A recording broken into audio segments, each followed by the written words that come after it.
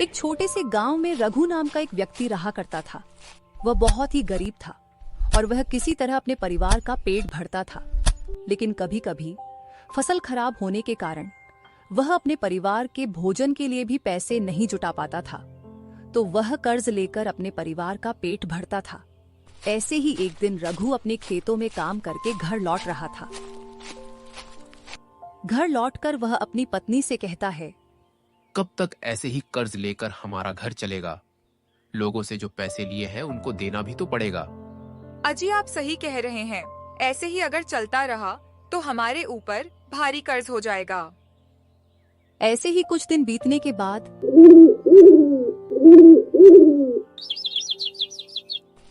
एक दिन रघु के घर उसका एक बहुत ही पुराना दोस्त बंसी आता है। तभी रघु बंसी से कहता है, अरे दोस्त, बड़े दिन बाद तुम मुझसे मिलने आए। अब तक कहाँ थे तुम? अरे भाई, वो थोड़ा काम में फंस गया था, इसलिए नहीं आ पाया। फिर रघु अपनी सारी परिस्थिति बंसी को बताता है। रघु की बात सुनकर बंसी कहता है, अरे भाई, जब तुम्हारे घर में इतनी दिक्कत थी तो तुम मेरे पास क्यों नहीं आए? भाई, वैसे भी मैं इतना कर्ज ले चुका हूँ, इसीलिए मैं तुम्हें परेशान नहीं करना चाहता था। कोई बात नहीं भाई, सब ठीक हो जाएगा। क्यों ना तुम मेरी तरह एक मटन का ठेला खोल लो, इसमें तुम्हें अच्छा मुनाफा होगा। पर भाई, मेरे पास ठेला खोलने के लिए पैसे ही नहीं हैं। अरे तू पैसों की चिंता क्यों करता है? मैं तुझे कारोबार शुरू करने के लिए कुछ पैसे दूंगा। जब तेरा कारोबार अच्छे से चलने लगे तो मुझे वह पैसे वापस लौटा देना। ठीक है भाई। इतना कहकर बंसी वहां से चला जाता है और रघु यह बात अपनी पत्नी को बताता है।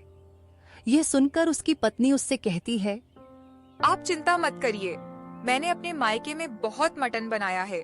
गांव के बड़े बुजुर्ग मेरी बहुत तारीफ किया करते थे।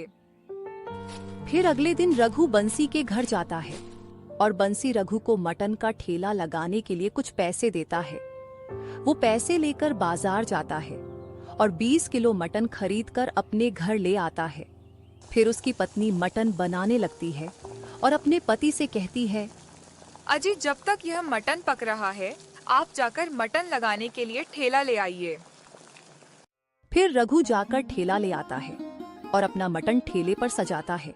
फिर वह अपना ठेला लेकर बाजार की ओर निकल जाता है और एक पेड़ के नीचे अपना ठेला लगा लेता है। पास ही में उसके दोस्त बंसी का भी ठेला था, जिस पर ग्राहकों की भीड़ लगी हुई थी। सारे लोग उसी के ठेले से मटन खा रहे थे। फिर जैसे ही रघु ने मटन को कढ़ाई पर रखकर गरम करना शुरू किया, मटन की खुशबू फैलने लगी और गांव वाले उसके ठेले पर आने लगे। अरे भाई, तुम्हारे मटन से तो एक अलग ही खुशबू आ रही है। जरा एक प्लेट लगाओ, मैं भी तो तुम्हारे मटन का स्वाद चखकर देखूं। जी हाँ भाई जी, अभी लगाता हूँ। फिर रघु एक प्लेट में मटन और चावल देता है। जैसे ही गांव वाले ने एक निवाला खाया, उसकी आंखें चमक उठी। उसने रघु से कहा, अरे भाई, कौन सा मसाला डालते हो मटन में? इतना स्वाद कैसे आ रहा है? उसकी बात सुनकर बंसी के ठेले पर खड़े ग्राहक भी रघु के ठेले पर आने लगे और सभी लोगों ने पेट भर के मटन खाया। उसका मटन दोपहर तक ही खत्म हो गया।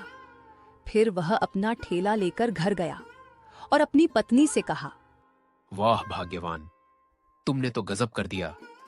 लोगों को तुम्हारे हाथ का बना हुआ मटन इतना पसंद आया कि लोग उंगलियां चाटते रह गए और आज मेरी बहुत अच्छी कमाई हुई है। लेकिन मेरा मटन बहुत जल्दी ही खत्म हो गया था, इसीलिए मैं कल 50 किलो मटन लेकर जाऊंगा।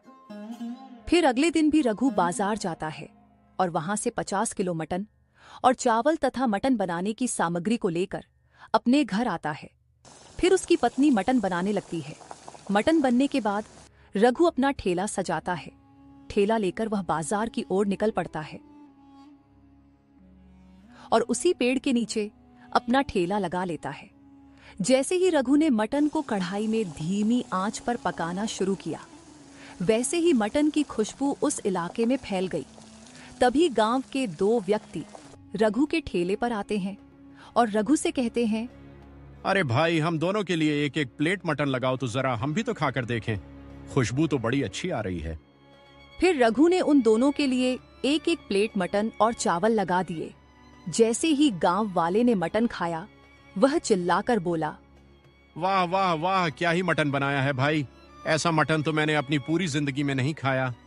ऐसा कहकर उस आदमी ने लगातार 5 प्लेट मटन खा लिया और रघु से बोला, अरे भाई, तुम्हारे ठेले का मटन खाने के बाद मेरा पेट तो भर गया, लेकिन मेरा मन अभी भी नहीं भरा है।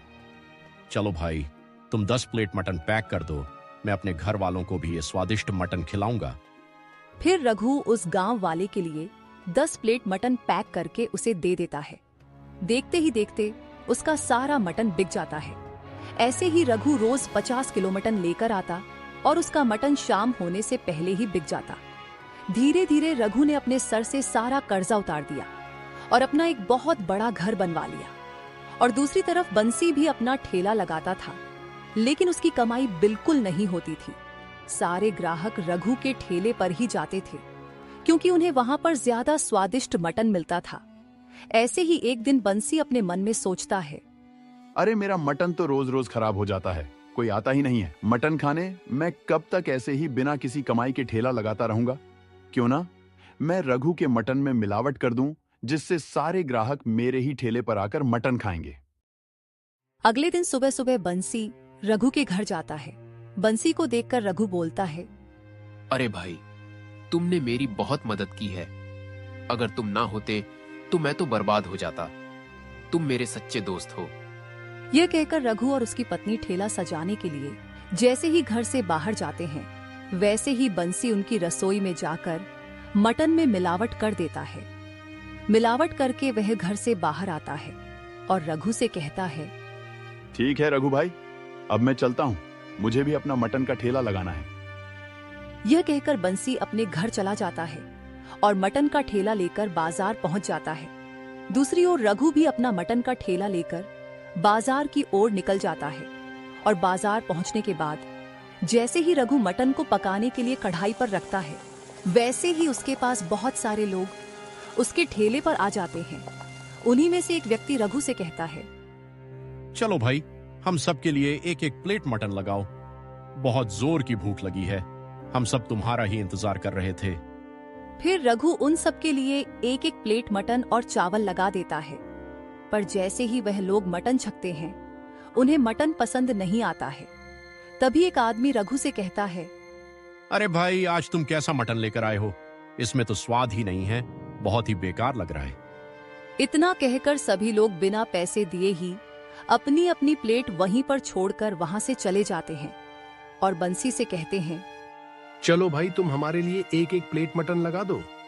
ठीक है, अभी लगाता हूँ। इतना कहकर बंसी उन सबके लिए एक एक प्लेट मटन लगाता है और सभी लोग उसके ठेले का मटन खाते हैं। इससे रघु बहुत निराश होता है और अपने घर की ओर निकल जाता है। उसको चिंता में देखकर उसकी पत्नी उससे पूछती है, क्या हुआ जी? आप बहुत परेशान दिख रहे हैं और आज आप सारा मटन वैसा का वैसा लेकर ही क्यों आ गए? क्या बताऊं तुम्हें, आज लोगों ने मेरे ठेले का मटन तो खाया ही नहीं। वह लोग कह रहे थे कि तुम्हारे मटन में स्वाद ही नहीं है। ऐसे ही अगले दिन भी बंसी उनके घर आता है और जब रघु और उसकी पत्नी कुछ काम में व्यस्त हो जाते हैं, तो वह उनके मटन में मिलावट कर देता है। फिर जब रघु अपना मटन का ठेला लेकर बाजार जाता है, तो उसके मटन से खुशबू तो बहुत अच्छी आती है, लेकिन जब लोग उसका मटन खाते हैं तो उन्हें बिल्कुल पसंद नहीं आता है। ऐसे ही कुछ दिन बीतने के बाद एक दिन रघु अपना मटन का ठेला वैसा का वैसा ही लेकर घर लौटता है, तो उसकी पत्नी उससे कहती है, अजी ऐसे कब तक चलेगा? पता नहीं क्यों हमारे मटन में स्वाद ही नहीं आता है। जब मैं मटन बनाती हूँ तब तो उसमें बहुत स्वाद रहता है, लेकिन जब आप बाजार ले जाते हैं तो उसमें स्वाद ही नहीं रहता। मुझे तो लगता है आपका दोस्त बंसी रोज हमारे घर आकर हमारे मटन के साथ कुछ करता है। अरे, ये क्या कह रही हो? मेरा दोस्त ऐसा नहीं कर सकता है। उसने ही तो मुझे कारोबार शुरू करने के लिए पैसे दिए थे। वह भला मेरे साथ ऐसा क्यों करेगा? कोई बात नहीं, कल हम देखेंगे कि आपका दोस्त बंसी हमारे घर आकर क्या करता है। फिर अगले दिन बंसी उनके घर आता है और अंदर जाकर बैठ जाता है और उनके बाहर जाने का इंतजार करने लगता है। जैसे ही वह दोनों घर से बाहर जाते हैं, बंसी चुपके से उनकी रसोई में घुस जाता है और उनके मटन में मिलावट करने लगता है। तभी रघु और उसकी पत्नी वहां पर आ जाते हैं और उसे रंगे हाथों पकड़ लेते हैं। तभी रघु उससे कहता है, भाई, तुमने ऐसा क्यों किया? मैंने तो सोचा था तुमने मेरे साथ भला किया है, लेकिन तुमने तो मुझे धोखा दिया। अगर तुम मुझसे कह देते कि मटन का ठेला हटा लो तो मैं फिर से खेती करने लगता, लेकिन तुमने तो बहुत गलत किया। भाई मुझे माफ कर दो, मैं लालच में आ गया था। और फिर रघु बंसी को माफ कर देता है और दोनों एक साथ एक ही मटन के ठेले पर काम करने लगते हैं और जो भी मुनाफा होता था दोनों आधा आधा बांट लेते थे। ऐसे ही धीरे धीरे उनके मटन की चर्चा शहर तक में होने लगी। धीरे धीरे उन्होंने अपने ठेले को बड़े होटल में बदल दिया और दोनों खुशी खुशी रहने लगे।